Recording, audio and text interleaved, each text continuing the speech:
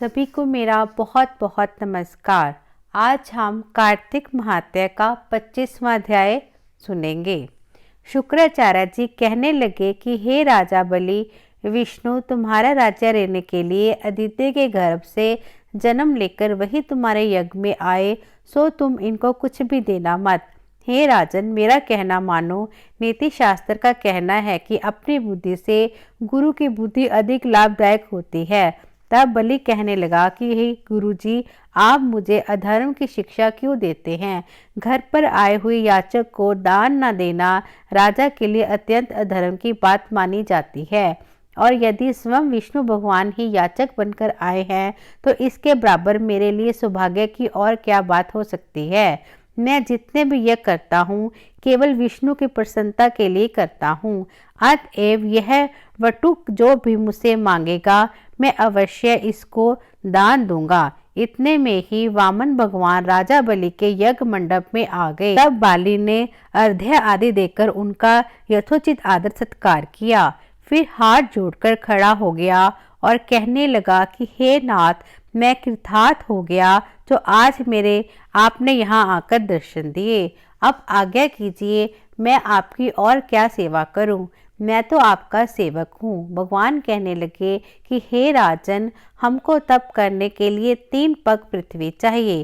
राजा बलि हंसकर कहने लगे कि हे वटुक, तुमने क्या क्या मांगा? कुछ धन, ग्राम या कोई शहर मांगा होता। वामन जी कहने लगे कि हे दैत्यराज, मुझको किसी प्रकार का लोभ नहीं है। मुझे तो अपनी भूमि चाहिए जिससे मेरा कार्य हो जाए। हे राजन, पृथ्वी का दान करना राजा का परम धर्म है। भूमि दान करने वाला जन्म मृत्यु से मुक्त होकर विष्णु के परम पद को प्राप्त हो जाता है। जिस राजा ने भूमि का दान दिया, समझो उसे सर्वस्व दान दे दिया। राजन, यह पृथ्वी सदैव किसी के पास नहीं रही। मानधाता जैसे राजा आज कहाँ हैं? चंचल लक्ष्मी से जो अपना मार्ग सुधारते हैं वे धन्य हैं। अधिक क्या कहें, भूमि दान से उत्तम दान ना कोई हुआ है और ना ही कोई होगा। अब मैं तुमसे पूर्व काल का एक इतिहास कहता हूँ। पहले ब्रह्मा कल्प में बदरमती नाम का एक ब्राह्मण था। उसके श्रुता, सिंधु, यशोमती, शोभा, कामनी, मालिनी नाम की 6 स्त्रियां तथा अनेक पुत्र थे। अंत वह और उसकी संतान भूख से अति दुखित हो गए। इस दरिद्रता के कारण वह स्वयं को धिक्कारने लगा। फिर वह अपने कुटुंब सहित कौशंबी नाम की नगरी में चला गया। वहां जाकर बदरमती ने सुघोष नाम के एक धनी ब्राह्मण से 5 पग भूमि मांगी तो उसने भूमि दे दी। इस भूमि दान के कारण उस सुघोष नामक ब्राह्मण को विष्णु का परम प्राप्त हुआ। फिर बदरमती ने वह भूमि एक दूसरे ब्राह्मण को दान दे दी, जिससे उसे भी मोक्ष प्राप्त हुआ। इस कारण हे राजन, हमें 3 पग भूमि दो, जिससे हम भी मोक्ष का साधन प्राप्त करें। इतनी बात सुनकर राजा बलि जल युक्त टूंटी वाला लोटा लेकर भूमि का संकल्प करने के लिए तैयार हो गया। तब शुक्राचार्य तपोबल से अपना सूक्ष्म रूप बनाकर राजा बलि को संकल्प करने के रोकने के लिए लोटे की टूंटी में जल रोककर बैठ गए। वामन भगवान शुक्राचार्य के मन की बात जान गए। अतः उन्होंने एक तेज अग्रभाग वाला कुशा लेकर उस लोटे की टूंटी के छिद्र में डाल दिया, जिससे शुक्राचार्य की एक आंख फूट गई। इसके पश्चात राजा बलि ने 3 पग भूमि का संकल्प दे दिया। उसी समय भगवान विराट रूप होकर ब्रह्मालोक तक बढ़ गए।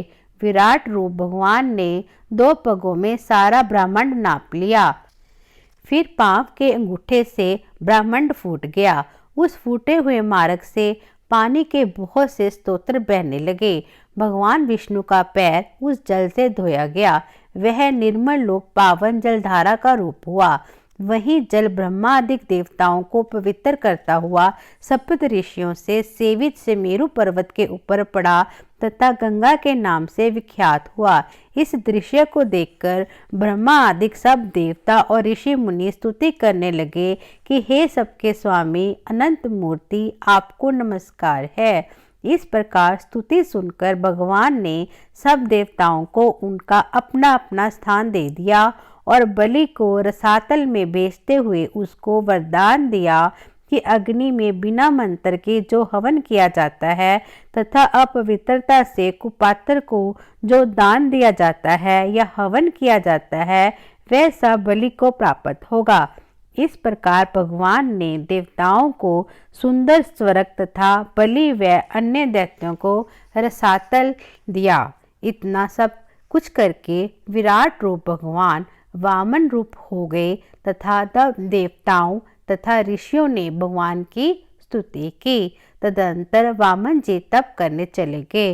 इस प्रकार ऐसी पावन गंगा की उत्पत्ति भगवान के चरणों से हुई जिसके स्नान एवं स्मरण मात्र से जन्म जन्मांतर के पाप नाश हो जाते हैं। इस प्रकार कार्तिक महात्म्य का 25वां अध्याय समाप्त हुआ।